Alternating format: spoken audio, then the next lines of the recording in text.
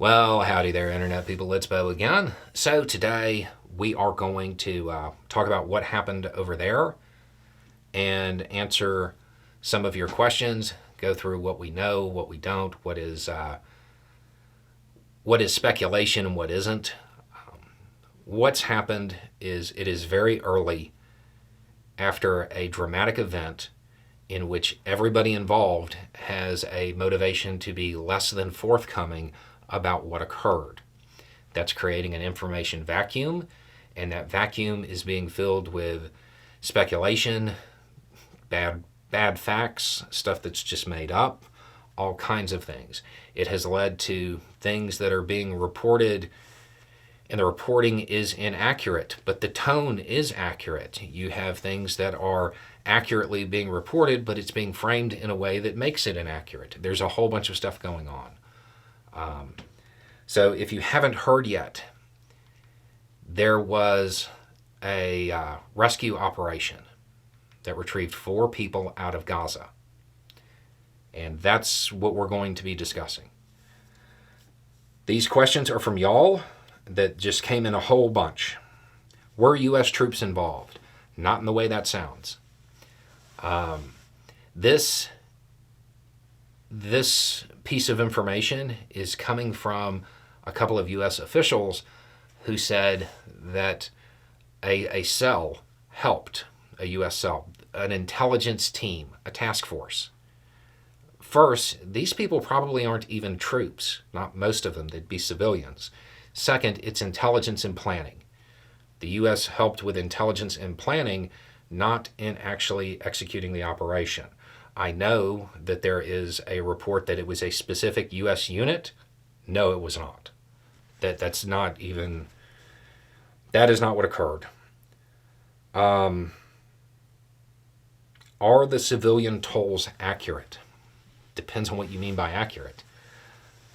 So, during this, there was a large amount of civilian lost.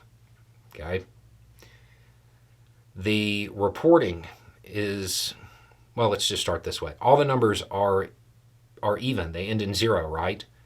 So from the beginning, you know you're dealing with estimates, not actual numbers. They're not precise numbers. The other thing that is going to come up is that the number of total lost and the number of civilian lost are exactly the same. So you know there's an issue there, because if that were true, that would mean that nobody was guarding the captives, which seems very unlikely. All that being said, the tone of this, there was a bunch of civilian lost, like a whole lot. Is that accurate? Yeah. Yes, that is accurate. The tone of what is being said there is accurate, even if the numbers are off. If you were to subtract even a high estimate of the number of people that would be involved in guarding them, you're still looking at 160 civilian lost. That's high. So even though, in this case, even though the factual information isn't entirely accurate, the overall tone is. Those are really high numbers for something like this. Was this launched from the pier? Probably not. I would be incredibly surprised if that were true. What it appears is that the area around the pier, because it is secured, was used to either stage or extract. And that's where that's coming from. But the pier itself was probably not involved. Did they use an aid truck? There's no way for me to know that. There is some, I don't even want to call it reporting. There are claims that the insertion team, those going to participate in the rescue, showed up in the back of an aid truck.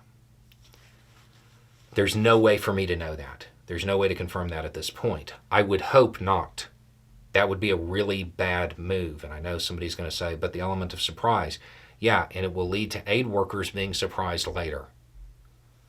I hope that that is not true, but there's no way for me to know.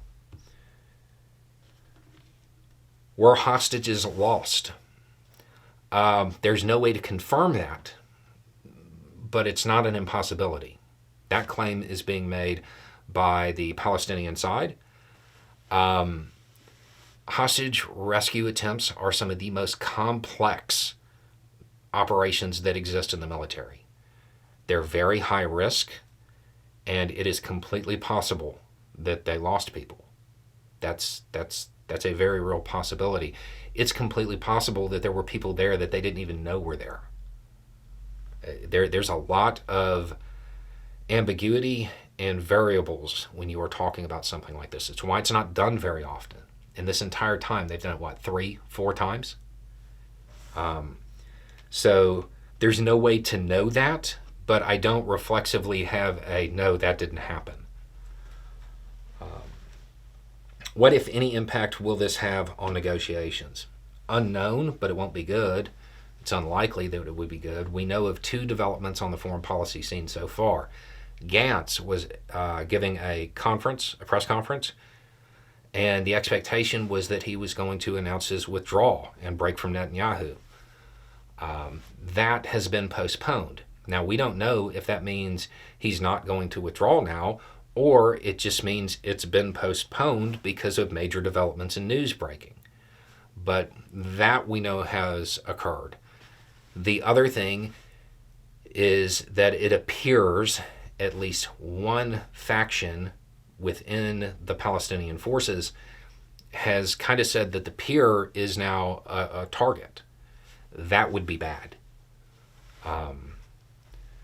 So those are the 2 developments that we know of.